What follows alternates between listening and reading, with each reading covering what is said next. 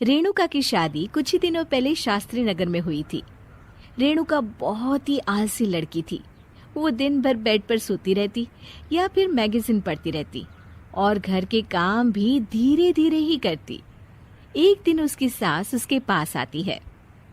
बहू, आज बेसन का चिला बना दे, बड़ा मन कर रहा है।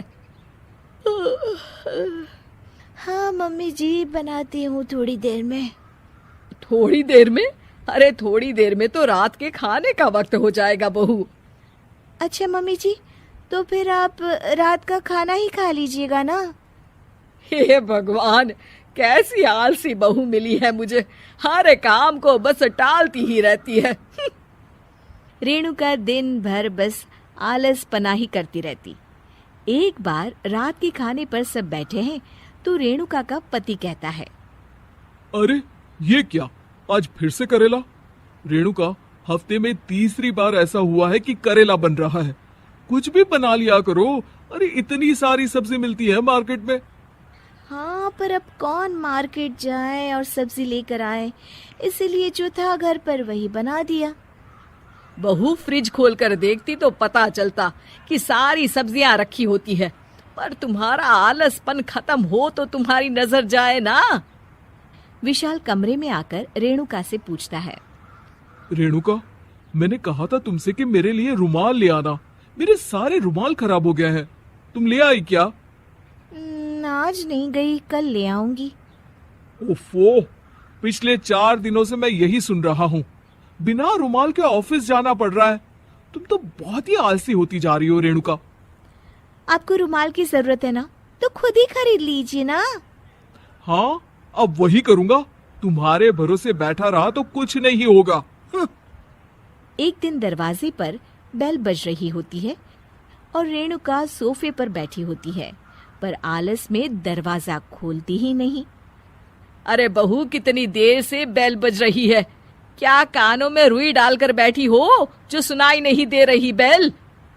मम्मी जी, अब आप आ ही गई हैं तो आप ही खोल दीजिए ना दरवाजा। क्यों मुझे ताना मारकर और देर कर रही हैं? अरे वाह, उल्टा चोर को तवाल को डांटे। सास दरवाजा खोलती है तो उसकी पड़ोसन दरवाजे पर खड़ी होती है। दरवाजा खोलने में इतनी देर क्यों हो गई? सब सो गए थे क्या? और ये भी कोई वक्त है क्या सोने का? हाँ? अरे नहीं नहीं, ऐसी कोई बात नहीं है। आइए आइए, आप लोग अंदर आइए। ओफो, इन सबको भी अभी आना था। अब मम्मी जी लगा देंगी मेरी ड्यूटी किचन में। बहू पकोड़े तल दे, बहू चाय बना दे। अरे बहू, सो गई क्या? कब से आवाज दे रही हूँ, जा चाय बना कर लिया। हाँ मम्मी जी, अभी जाती हूँ थोड़ी देर में। सास रेणुका को आंख दिखाती है। मतलब थोड़ी ही देर लगेगी चाय बनाने में, अभी ले आती हूँ, बस झटपट। रेणुका रसोई में जाती है और इसी आलसीपन में वो चीनी की जगह नमक डाल देती है। जैसे ही सब चाय का घूंट भरते हैं, चाय थूक देते हैं। थू थू थू थू, ये कैसी चाय बनाई है तूने रेणुका? इसमें तो सारा नमक भरा है। हाँ, और ये पकोड़े, इसमें इतनी मिर्च है कि मेरी तो हालत ही खराब हो गई खाकर। और रेणु जी, आपकी खातिरदारी में पहले तो कभी कोई कमी नहीं रहती थी, पर जब से आपकी ये बहू आई है ना, मामला कुछ गड़बड़ा सा गया है। हाँ हाँ, जहाँ आप इतनी एक्टिव है, वहीं आपकी बहू एकदम आलसी, एकदम राम मिलाई जोड़ी लगती है।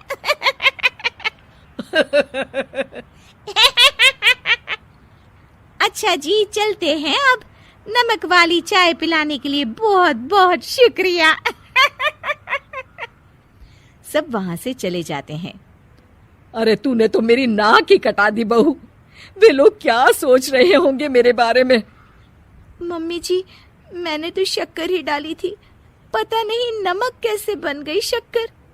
शक्कर नमक नहीं बना बहू रानी, तुम्हारा ये जो आलसपना है ना, ये उसी का नतीजा है। सॉरी मम्मी जी, अब मैं ये आलसपन छोड़कर सारे काम अच्छे से मन लगाकर करूंगी।